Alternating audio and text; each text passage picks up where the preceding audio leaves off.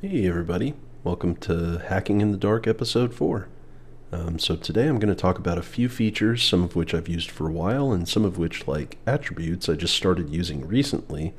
Um, and hopefully there's some stuff in here that you find valuable for your own Rome note-taking. So I just want to start off with, I've been talking to friends recently about they're a little bit curious about Rome. They haven't, decided if it's for them, and this is one of the features that I think is particularly useful for Rome. So if you start off taking notes on, say, economics papers, right, and you know that you want to, say, capture something like taxes. And so every paper you take notes on, you capture the references to taxes or something like that, and you can use that. You can shift click into the page, you can see all the references to it and everything, all the great features of backlinks in Rome. But one of the great things about Rome is kind of the gardening versus architecture distinction that some people have drawn, which is that you can discover connections between pages over time and apply those links retroactively. Right, so you go along, you take notes on a number of papers, and you start discovering some theme that you want to go back and apply those links to. So I just chose apathy as a random word for demonstration purposes because I only had one instance of it. So this is a quote from the Discourses on Livy. This I persuade myself is due, not so much, blah, blah, blah, not really the point. So I've got this unlinked reference here, and I can go ahead and just add the square brackets around it. That obviously will link it. And if I just type it back in there, it goes back to unlinked. So I could link every instance individually with the link button, or if I had a bunch of these, and this is where it's really handy, if I had 100 references to the word apathy and I wanted to link them all, I can just quickly hit the button here, and it'll go ahead and add that.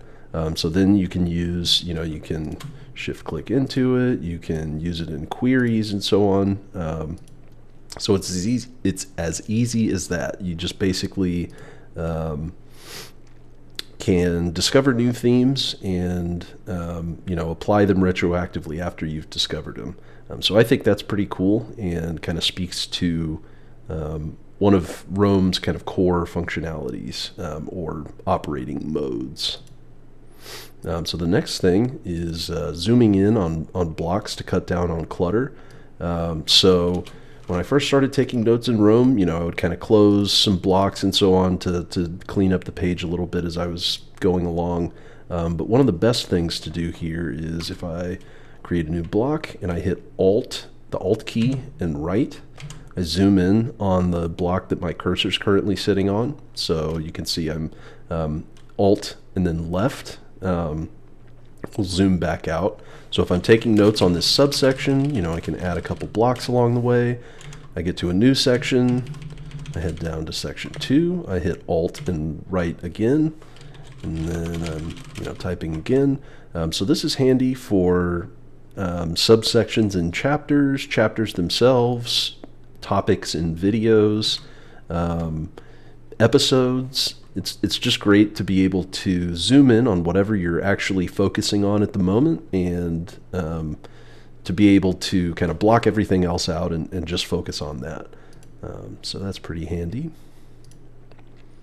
The next thing is using block references to refer to episodes in a series, chapters in a book. So I have this connection series page, and I'll just shift click it real quick to bring it up in the sidebar. And so I've got all the episodes I'm taking notes on. And let's say I finish, I'm halfway through episode 1. I, close up my computer for the day and go to bed. I can leave a note for myself in my daily notes, just saying, I'm halfway through episode 1 or something like that. And so to link to episode 1 within this page, it's straightforward enough to, you can just do the classic square brackets around it if you just want to point to an individual page, but if you want to point to a particular block there, you can just copy the block ref, or you can search for it here. Or maybe the coolest way to do this, or handiest way to do this, especially for something where you have multiple cases of the same similar text, or you have a big paragraph or something you're dealing with, do Control-Shift-9, and you can search for a page, or you can search for an individual block. So that's pretty handy. Got some extra parentheses there. So that's 3 different ways you can get the block reference, and then you can shift-click into it, you can click into it, and just pick up where you left off. So that's pretty handy. The sidebar. So Rome just added some new keyboard shortcuts to make it easy to open and close the left and right sidebar. So Control / opens the left sidebar. You can't see that. So Control and / opens and closes that one, and Control-Shift / opens the one on the right. And I've already kind of shown a couple, instances of me shift clicking. So if I shift click here, that opens stuff up in the sidebar. I can shift click more things over here. I can plus and minus to expand or collapse whatever I'm looking at over there.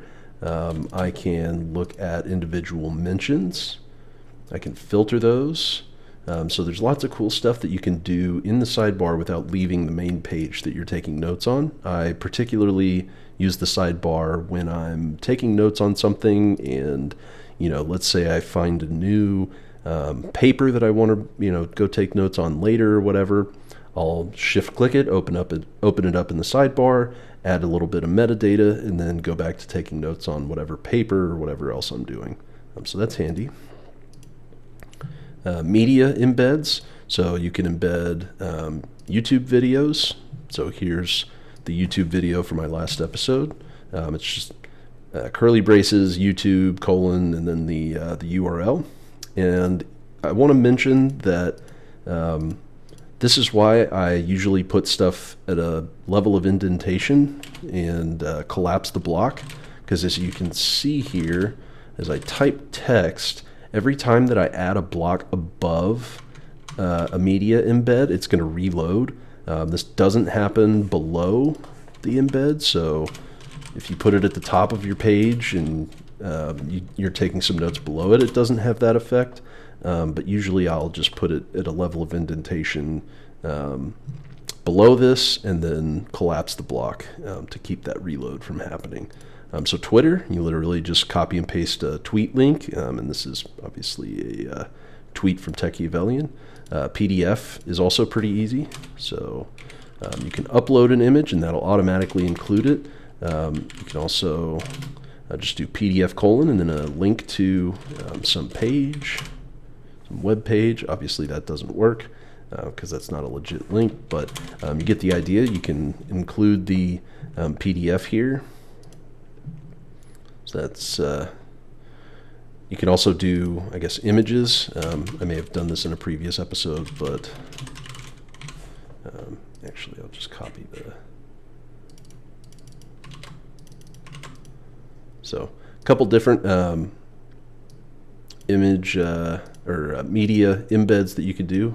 Here you can resize the image. You can do the resize with other embeds as well, I believe. So if I go back to my PDF, can resize that as appropriate. So that could be handy. You can also do that with graphs.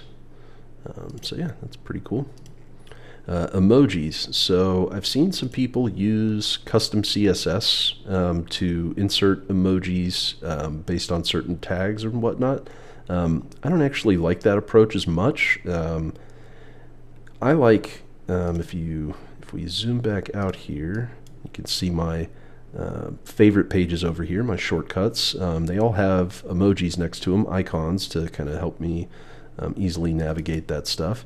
And I like actually including emojis in the page names. So I've got like videos here, for example. And I like to include that because that way I can easily differentiate between a reference to the general idea of, let's say, like my ideas page.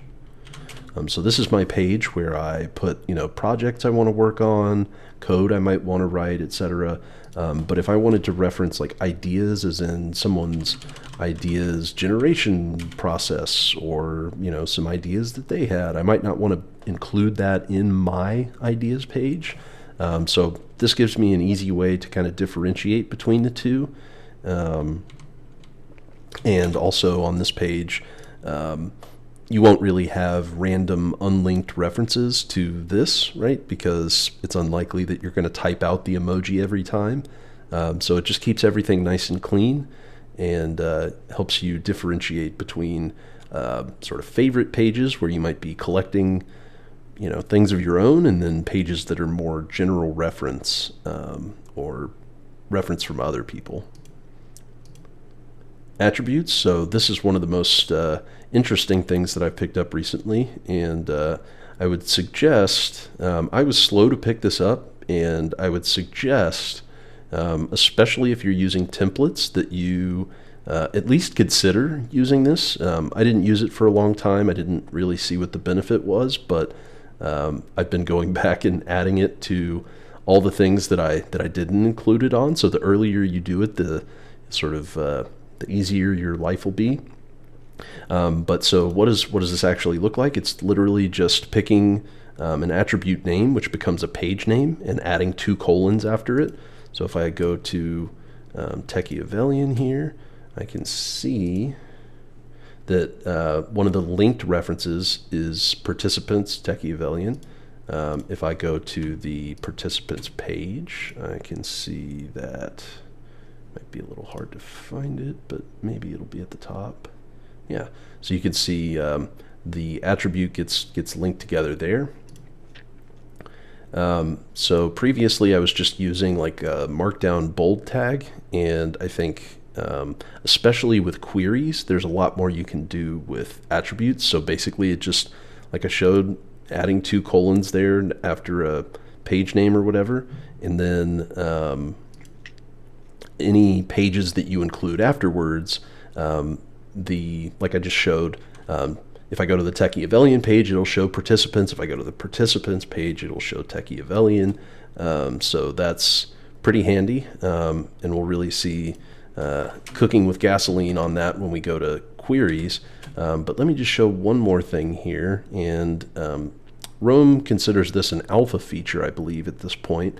I haven't yet figured out exactly how I will use it in practice, but it definitely looks like it has some potential.